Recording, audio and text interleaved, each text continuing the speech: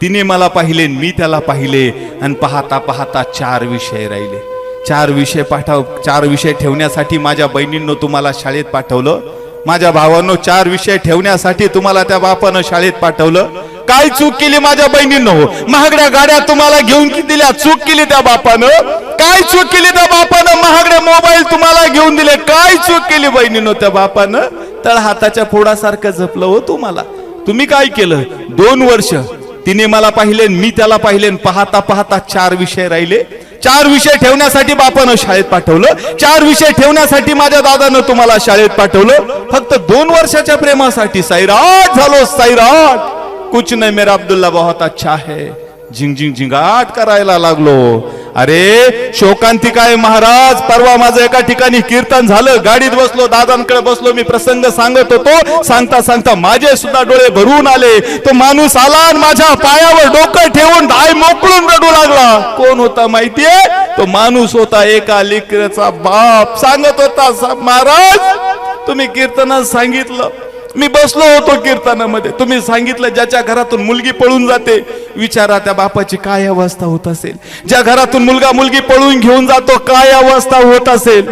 चूक केली होती बाबा मी.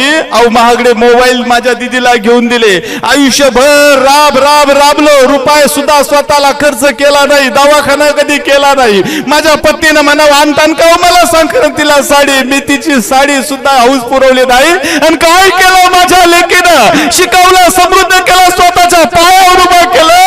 आणि कुण्या तरी एका मूर्खाचा हात धरून माझी दिदी निघून गेली. हो महाराज, माझी दिदी निघून गेली. काय चूक आहे बहिणीनो त्या बापाची? काय चूक आहे? कधी विचार केलाय?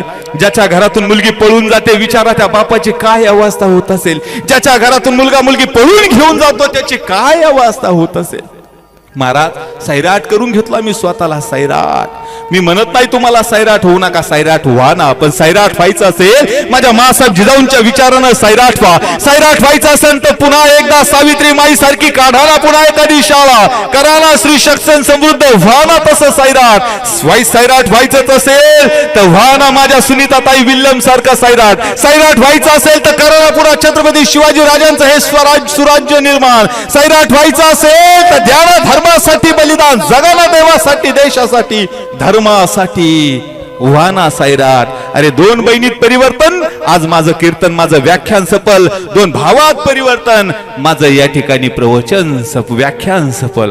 हात जोडून नम्रतेची विनंती करतो माझ्या बहिणींनो, शिवजयंतीच्या निमित्तानं प्रवीण महाराज दुशिंग पाटील तुमच्या खेडले नगरीत आले. माझ्या बहिणींनो, माझं डोकं तुमच्या चरणावर ठेवतो.